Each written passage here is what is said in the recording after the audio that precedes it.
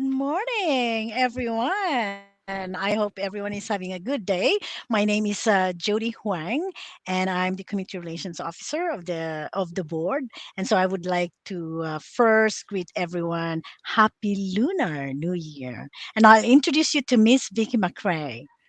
Good morning, everyone. It's a pleasure to be here again with our wonderful guest host, Karantjas. I would like us to begin first in prayer, in the name of the Father, and the Son, and the Holy The Spirit. Holy Spirit. Amen. O God, whom saints and angels delight to worship in heaven, be ever present with your servants who seek, through art and music, to perfect the praises offered by your people on earth. And grant to them now glimpses of your beauty, and make them worthy at length to behold it unveiled forevermore through Jesus Christ. All saints, pray Pray for for us. us. In the name of the And Father, Father, and the Son, Son, and the the Holy Holy Spirit. Spirit. Amen. Thank you, Vicky, and for our land acknowledgement. The land we walk on belongs to the Creator.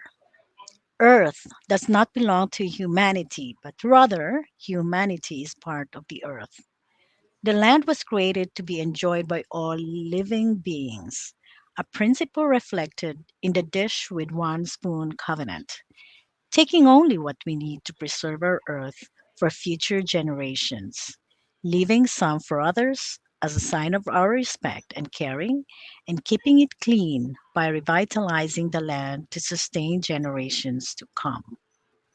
All Toronto Catholic District School Board properties are situated on the traditional territories of the Anishinaabe, the Haudenosaunee Confederacy, and the Wendat peoples.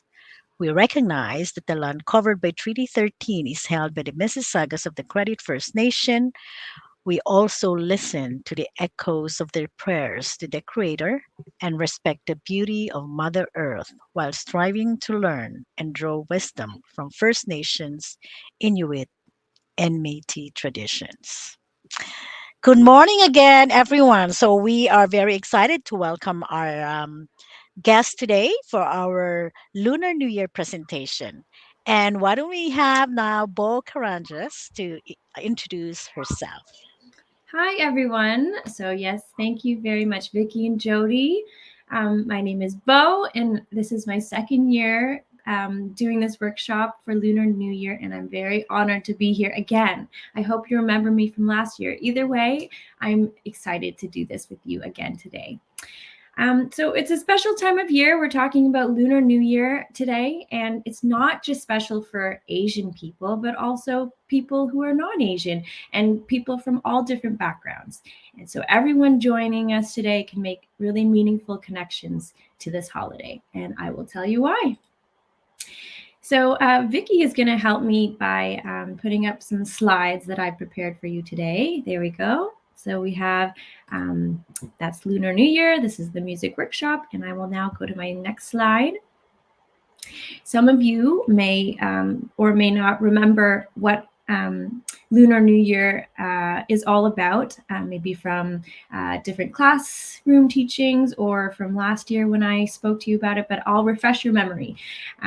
Once we go through what Lunar New Year is, the focus of this year's workshop is to explore an important expression of this celebration, and that expression is music.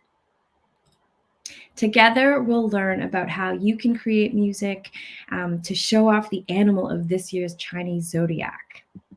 Now, does anyone know what zodiac year it is today? And I'm sure some of you may know. I'm sure maybe you've talked about it at home or you're familiar with the Chinese zodiac calendar. It's the year of the dragon. An exciting way to celebrate Lunar New Year this year is to show off the magnificent colors and traits of the dragon symbol. And on top of putting dragon symbols on red pockets or clothing, and decorations for your home, celebrations also include playing Asian music and even music that expresses the key characteristics of dragons. And I will show you how later. You're probably wondering, how do you make music that represents the year of the dragon? That's a really good question, and I'm a big fan of questions. As you know, before we learn more in this workshop together, we must remember to think of good questions along the way. And questions come up when we put on our thinking caps. I have one right here. Here we go. When we wear our thinking caps, whether it's real or imaginary, we take what we hear and get curious about it. And when learning about another person's culture and their traditions, we have to keep in mind that a person's ethnic background and history might not define that person's identity or make that person who they are. And ethnicity, meaning so where our parents are from or what we might look like, what our skin color is, our hair color, it also doesn't mean that everyone who shares those traits will share the same experiences or beliefs. So we just have to keep that in mind. We are all different, even when we feel the same. And connecting to a heritage or background is an individual experience. And to be respectful of everyone's story, we can ask questions with our thinking caps on to learn more about each other. It's just like how we do when we want to get to know someone new and make friends with them. So we just ask questions.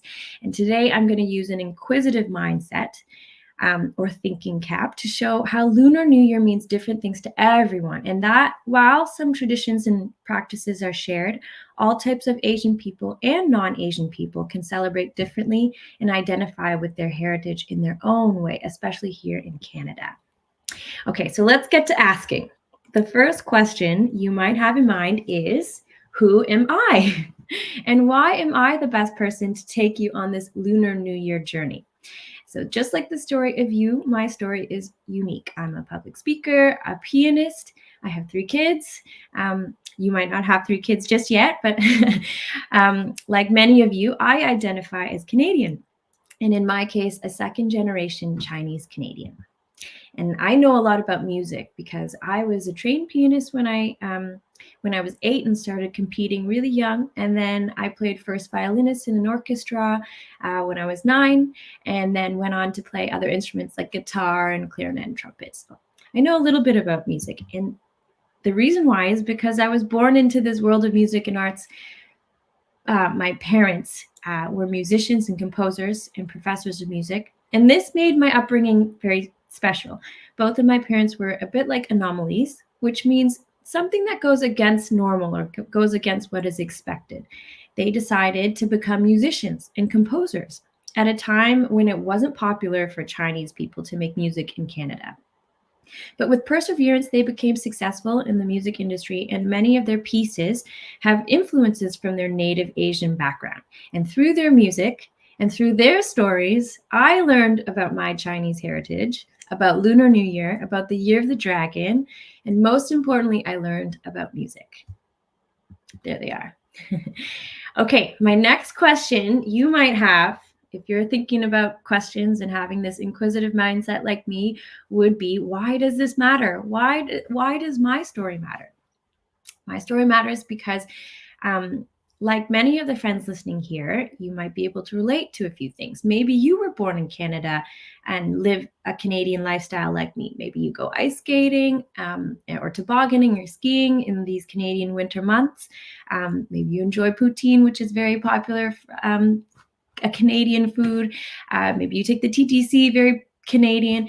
But like me, you have an ethnic background or parents who were born in another country. Perhaps you were also learning about celebrations and traditions and beliefs about your parents' native culture. So if you're like me, you can discover a lot about your own heritage through what your parents do for a living and their stories about their native home. And I, like you, am a student too. I'm always learning, and maybe this will inspire you to learn about your own heritage. In the future, you can teach others about it, just like I'm doing today. Okay, so thinking cap on again. Now that you know who I am and why I'm here, let's refresh our memory after all of that. What are we here to talk about again? We are going to learn about the Lunar New Year and music that is made for the Year of the Dragon. You'll be seeing an orchestra play a beautiful piece of music, and we'll talk about how the sounds and instruments you hear can create images of dragons in your head or evoke the feelings that the Year of the Dragon is meant to bring. And when you see me put my thinking cap on, we'll pause together, inquire, ask questions, and think outside the box on this journey. So let's start. Before we listen to the video or to the orchestra performance, the very first thing I have to clarify is, of course, what is Lunar New Year? If you don't know already, Lunar New Year is a festival that has been celebrated for thousands of years in Asian countries and also by Asians and non Asian people all over the world. It marks the beginning of a new year on the lunar calendar versus the new year we typically celebrate together as Canadians. We follow the solar calendar, which is 365 days, the time it takes for the Earth to complete one revolution around the sun, while the lunar calendar goes by the 12 cycles of the moon phase. In other words, how long it takes for the moon to complete 12 full cycles around the Earth.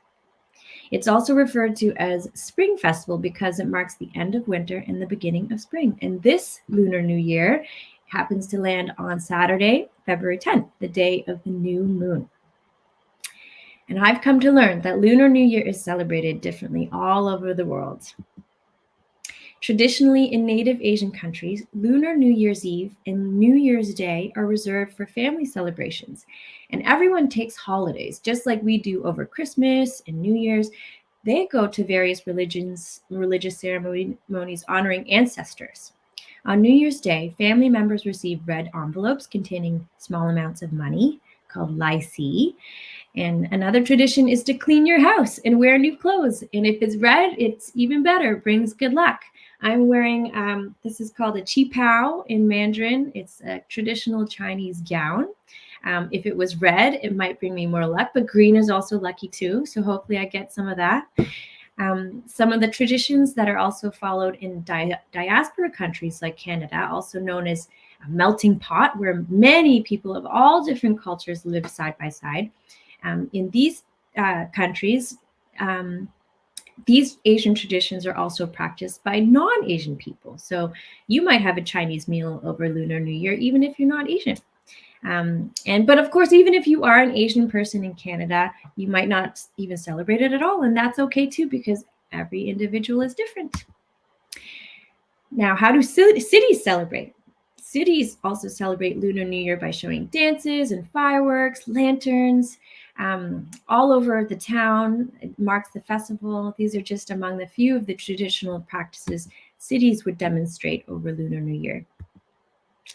And this is a picture of the lion dance, which has been around for many, many, many decades. It's a popular performance that is usually accompanied by the beat of the drum. And you will see the lion dance done by a few dancers, one who carries the head and the others carrying the body. And they will dance in malls or celebrations, schools, and other demonstrations around the city. And every year, dragons during Lunar New Year are an important symbol. But this year, you'll see dragons even more because according to the Chinese zodiac calendar, this year is the year of the dragon. And Chinese dragons are believed to have control over water, rain, hurricanes, and floods.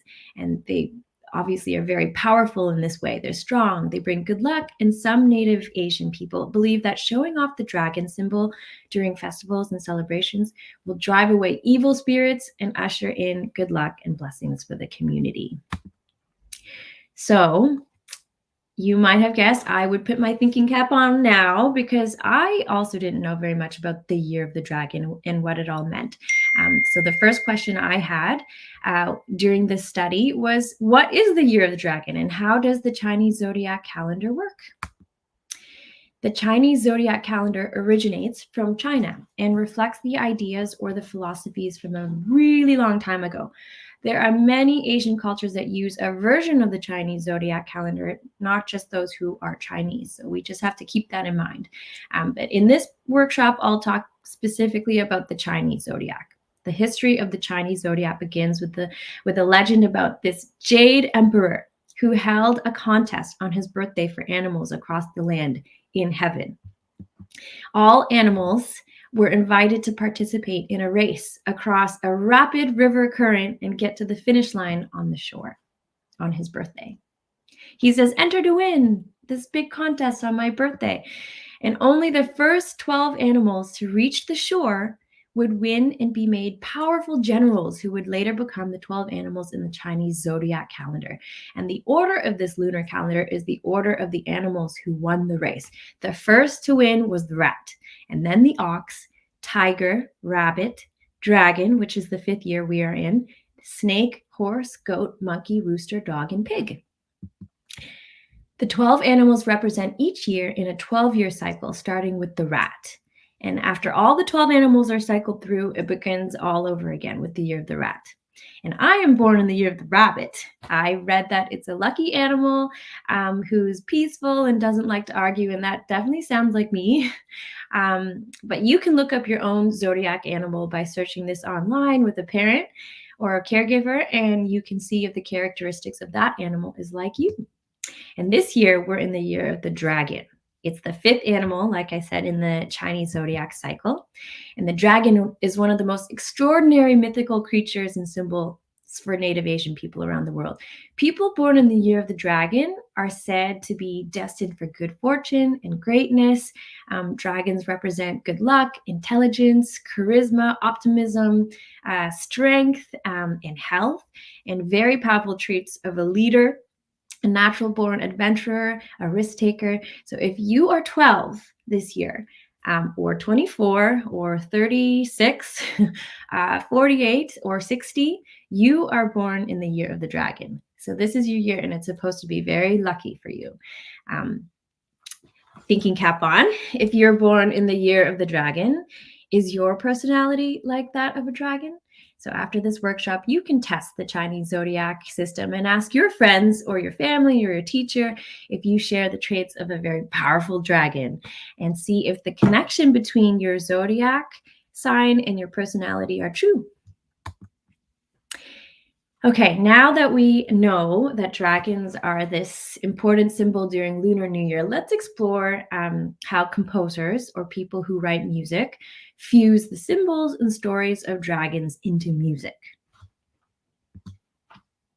Music is an important element to any celebration, and it's used to help people get into a mood, evoke feelings, tell stories, and connect people to a culture. So during Lunar New Year, you'll hear music during gatherings, parties, dances. Music, of course, goes with videos and media that puts Lunar New Year on display. And music also on its own, when played by a symphony or an orchestra or by any instrument, it's a form of entertainment. And in the next part of this workshop, I'm going to play you a piece called The Year of the Dragon. It's by a composer named Philip Spark. And from this music, we're going to learn how you can create a dragon with music. Not a real dragon. You can't hold it, you can't touch it, but through music, which is pretty magical, you can actually, it can produce this feeling of a dragon. It can actually make this mythical creature in your mind. And with some special tools and techniques, the composer or music writer can create sounds that will make you imagine this powerful, agile, charismatic dragon without even showing you a picture of one or a video. And when you hear the song that I'm going to play next, see if you can imagine what type of dragon it is. Is it quick? Is it angry? Is it sad? Perhaps you imagine some type of story about the dragon, all by simply listening with your ears. And with the help of my trusty, we couldn't figure out the video, so I can't play you the live video of the orchestra playing, but I'll show you the picture of what the actual orchestra looked like when they were playing this song. And then I'd love for you to sort of imagine with your mind, close your eyes, and see if you can picture this dragon, or you can just watch the screen of the musicians performing. So I'm just going to play you the clip now, and it's just going to be a few minutes of the first. It's a 15-minute song, so I'm just going to play you the first little bit of it so you can get a sense of what it sounds like.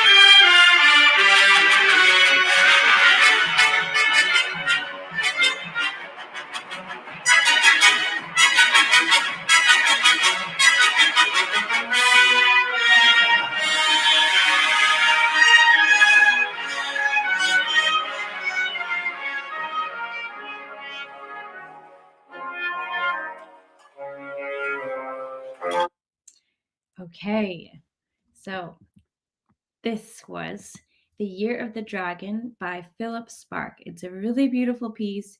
If you have a chance when you go home and you enjoyed that little clip, I'll send your teachers the name of the song and the composer, and you can actually watch the video of the orchestra playing it live with a parent or caregiver on your computer. Okay, so let's return to our workshop. Now that you've heard this piece, I'm sure you have a few questions. My question would be, what did you hear? How did you feel? Could you picture a dragon? What type of dragon was it? Was it a quick dragon? Was it sharp? Was it smart? Was it doing a flowy dance, or was it walking around? I heard sounds that were stealthy, fast on its feet, leader-like, very much like the personality traits that are common to the dragon that I had spoken about earlier. It's pretty cool how music and instruments can help you connect with an experience or an imagination. And just like hearing a story, but without the words, this is kind of how music has magic. So how do we create this magic with music? Or this story? You can do this by using tools and techniques that composers would use when writing music. So Philip Spark had a bit of a toolkit when he was creating this music for the Year of the Dragon.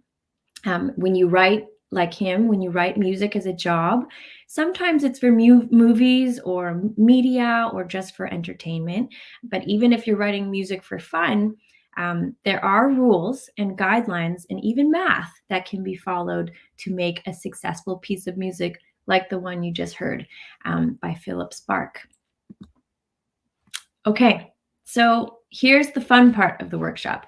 We are all going to learn what four techniques are that Philip Spark used to create the image and story of this dragon in his music. And I called it my own term called the composer's toolkit. Now there's lots of different tools that composers can use, but we're just going to focus on four for the sake of time. So in your kit, to make music musical, we can use the musical form, and I will explain what that is. The tempo, which is how fast or slow the piece goes. The volume, which is loud or soft. And instruments. The choice of instruments is also a technique. And with these four tools, Philip Spark, who is the author or illustrator of technically a book, but his music, he created musicality, which is the beauty and pleasantness in the language of this music. And that musicality is what paints the picture of a dragon in your head. So let's take you through what he used in his toolkit. The first tool is called the musical form. And you can see this is the actual music score on my presentation here, the actual music score of The Year of the Dragon, the song. The music score is what the musicians read to play the song. And some sections of music have different forms or patterns. The form in the composition of music refers to the structure of a melody, kind of like the structure of a poem. Musical forms are created by following a pattern. And in the part of the piece you just heard, the musical form is called toccata. Toccata is an Italian term. Most musical terms are Italian because many of the important early composers from a long time ago were Italian. So we're using toccata. Toccata comes from the word toccare, which means to touch. So in music, it refers to plucking instruments or using really fast fingers to imitate and emphasize quickness. And when the composer writes music in the form of toccata, or in other words, in the poetic pattern of toccata, they will create a passage of music that imitates quick and brilliant sounds. And the notes of the music are written so that the musicians who play it will touch each note very quickly and repeatedly. And this contributes to the imagination of quickness and agility of a dragon. And choosing this musical form, or any musical form, can influence the images or the story that the music produces. So toccata in the Year of the Dragon. The next tool used to perform the Year of the Dragon is tempo. So tempo in Italian means time. Time in music refers to how fast or slow the music should be played. Was the music you heard fast or slow? It was rather fast for most of the parts. When the performers read the music, they will look at the score, which is here, and they will notice here the tempo. Now, 168 is the tempo that you can measure it with a metronome, so that it measures the speed, but you can also get an understanding of the tempo by reading this, molto allegro con malizia. So molto means very, and allegro means brisk, cheerful, fast. Molto allegro is a musical phrase that tells performers to play in a quick and lively time, fast, very swift. Con malizia, which is the second part of this phrase here, means with maliciousness or with spite. So the performers get the sense that they're to play the music mischievously or cleverly. And with that in mind, the tune that they play will change. It will sound expressive in the way that the composer asked, like how you would express feelings. You may express feelings fast when you're excited, or you might express sad or lonely feelings a bit slower. So with that in mind, the expression of this music is quick and lively, so they made the tempo fast. The third technique is volume in the toolkit. I'm sure all the friends here know what volume is. Volume can be loud, it can be soft. In the Year of the Dragon song, the composer wanted to show the dragon as powerful and cunning and fierce, so he starts the music by using fortissimo as the volume, which means very loud in Italian. You can see, I don't know if you can see in the music score, but there's two Fs, two tiny Fs, and this is the symbol for fortissimo. It shows the musicians that they need to play very loud. And this helps you, once they play very loud and sharp, it helps you imagine the type of dragon it is. And finally, the fourth technique that Philip Spark used for a song of the Year of the Dragon is an important one. It's the choice of instruments. Let's look at the music score again. Thank you, Vicky. As you can see, all the instruments used are brass instruments. The instruments are shown on the left side here. The top one is piccolo, flutes, oboes, clarinet. There is bassoons, saxophones, trumpets, which I spelt wrong, trombones, percussion. So most of the instruments in this piece are these brass instruments. They're made of brass metal. And the sound that's played from a brass instrument is played by blowing air through really closed lips, and it produces this buzzing sound. And then you press different buttons and cover certain holes on the instrument to produce different notes, high notes, low notes. And the characteristics of the brass instruments are triumphant sounds, ones that are powerful, can be serious, but also give this sense of royalty. It can be cheery and bright and brilliant. So these are all the things that you would use to describe a dragon. So that you can see why Philip Spark, the composer, would choose only brass instruments for this music. Okay, so Now that you've learned about the 4 techniques or the 4 tools in a composer's toolkit, um, we're going to do an assignment together. I'll show you an example, but you can also do this at home on your own time. And this is just an optional music project that's just for fun and mostly just needs your imagination. And so using the 4 tools that I described, musical form, tempo, volume, instruments, you can try composing your own music. To tell a story or to paint a picture or to imitate a mood or a feeling you have. This is an expression of what you want to tell other people, what you want to show. And you can use music in these toolkits to create one. I'll quickly show you with my own example. Now, it's tricky for me to do this presentation by the piano downstairs. It's in the basement, so it was a bit tricky to give you a big live performance. So I have my daughter's little keyboard.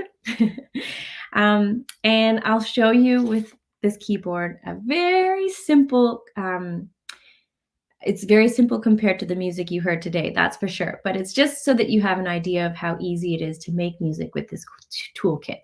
So I'll show you how to do this assignment, this little project.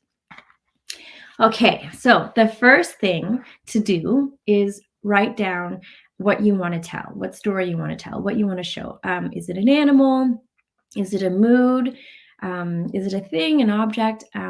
So you want to pick it. And for example, I chose school because everybody, like all my friends here today, are at school. So I chose school.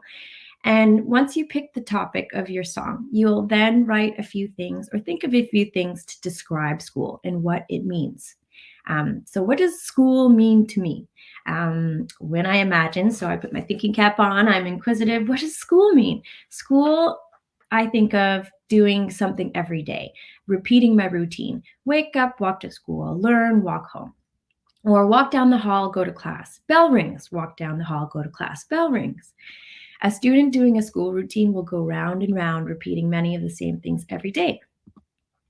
So I'm going to take my first tool from the composer's music toolkit and decide what musical form I want to use to show off this round and roundabout pattern.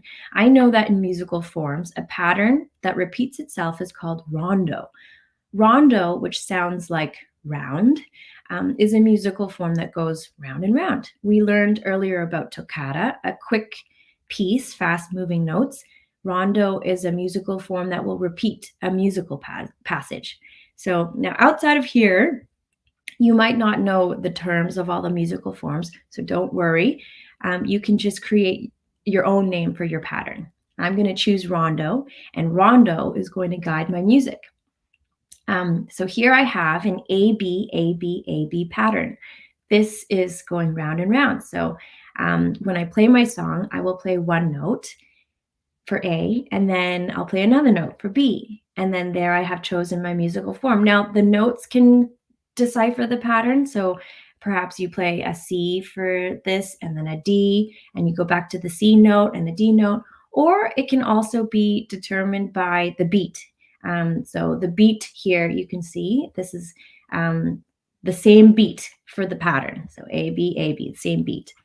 But you can also choose different notes. Now that's a little bit more complicated, but now you have a bit of an idea. Rondo gives you the musical form of going round and round, just like school. And next in the toolkit, you have to choose the tempo of the music. This is how fast or slow I want the music to be. Now you go back to imagining your topic in school. I imagine marching down the hall, not slow, but moderately quick so that you can get to class on time. Don't be late. I'm going to choose marcia moderato. In Italian, this means moderate march, but I'll just call it march or marching tempo to make it easier for everybody. And there, I've chosen now the timing for my piece, march, which is up here. The A-B repeated pattern played at a marching speed. I'm almost done my little song here. So A-B, like a march. Okay, to shape the rest of my piece, I have to choose volume. And so what do you think volume is in school? Now, everyone probably has heard looking eyes, listening ears, quiet mouth, body still. So you'll probably say a song about school would be quiet.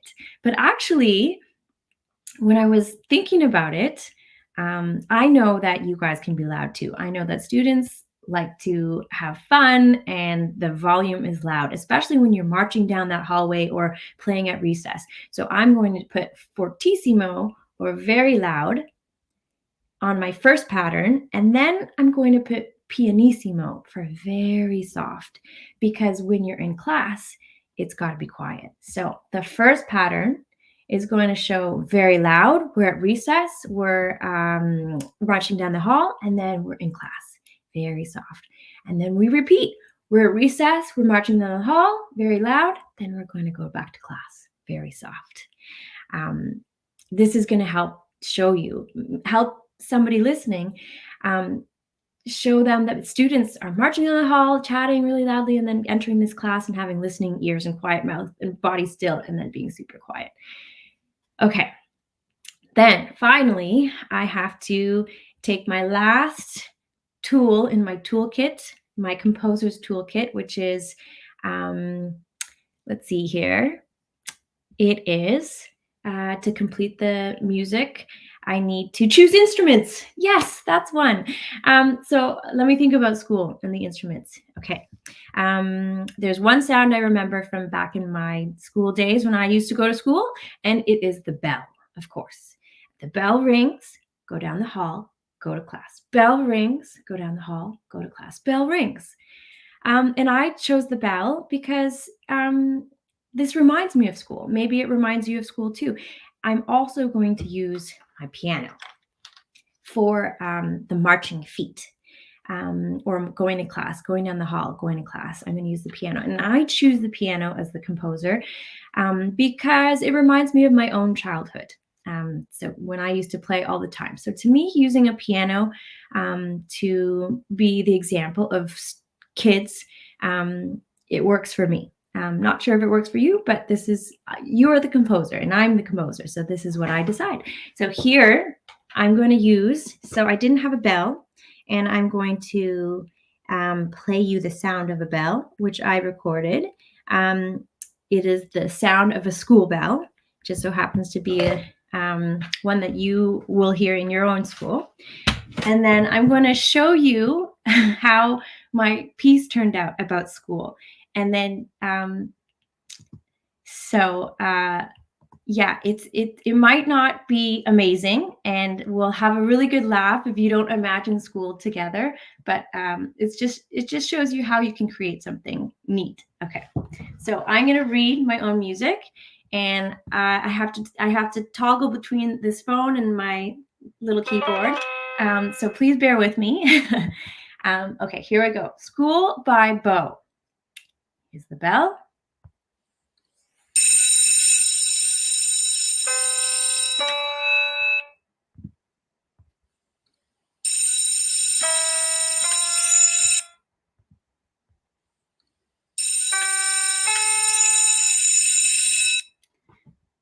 Okay, so this is what my little piece sounded like. I'm not sure if you imagine school, but you get a little bit of the idea. If you and also on my computer, or my little piano here, I couldn't make the loud and the soft sound the same way you could if you were on a real piano.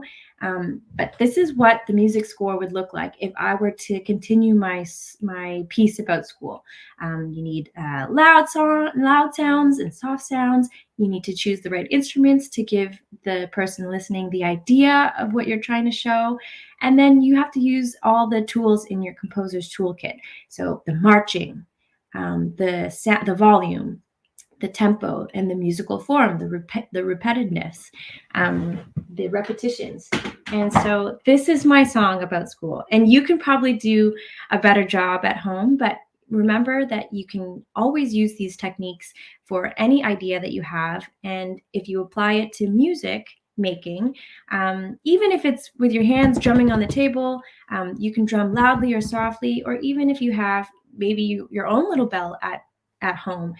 You don't need instruments, you don't need a piano or anything like that. You can make music with just sound, keeping in mind that you use some of the techniques you learned today. Okay, so we've unpacked a lot about Lunar New Year. We've unpacked the zodiac signs and the meaning behind the Year of the Dragon, and also what the Year of the Dragon sounds like as music. And you've also learned some of the techniques you can use as a musical composer in order to tell your own story, the same way Philip Spark did with his song. And then the same way I tried to with my little piece called School. But now that I'm done, my time has come to an end. And now it's time for you to go back to your school. And I really enjoyed doing this again with you. And if you were inspired to use your thinking cap and ask more questions about your own cultural background and celebrations, or inspired to tell your story through music, then I have done my job today. And I really hope to see you all again. So, hello. I was watching off stage and I thoroughly enjoyed your presentation, Bo. So, I'm here to say thank you on behalf of Jody as well. And we hope to see you again next year to celebrate Lunar New Year. Thank you so much for everything you've done. Yes, thank you. And if there are any classrooms that have questions for me, please get your students to send your questions to your teacher, and then your teacher can email Jody or Vicky, and it'll be forwarded to me. I can send you also the composer's toolkit for at home and the name of the song and the composer if they are interested to hear it too. Thank you so much. No Jody, you are muted. So much. Thank you so much, Bo. I really enjoyed the presentation as well, and I think that was very cool. Like teaching the kids that AB pattern. I think that's simple enough to do probably.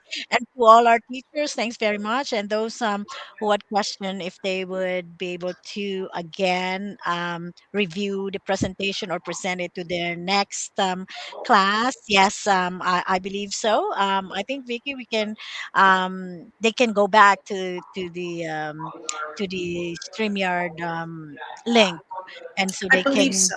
Yes. Okay. So we'll confirm that because I did Yes. get a lot of questions about that. Thanks again, Bo. Another Thank year you. of a great presentation, and Thanks so students much. hope you Happy Lunar enjoy. New Year. Happy New Year. Bye, everyone. Bye.